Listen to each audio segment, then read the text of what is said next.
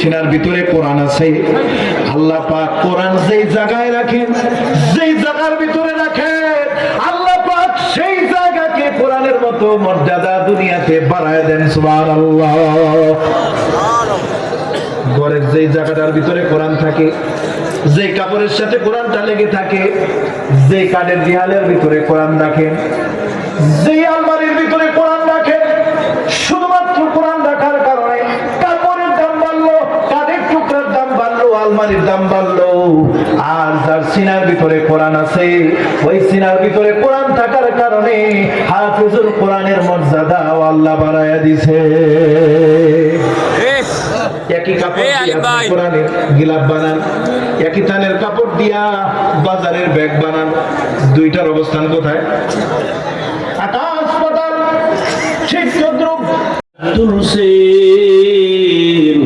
মেহেরবানি করে আমাদের জীবনের সব গুনাহগুলো মাফ করে দেন। আয় আল্লাহ, মাহফিল কবুল করে নেন, মাদ্রাসা কবুল করে নেন। আয়োজনকারী পানি পান করতে পারতো, কিন্তু কোন রোজাদার ব্যক্তি কি পানি পান করে?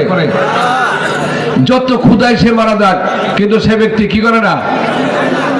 কোনো খাদ্য গ্রহণ করে না।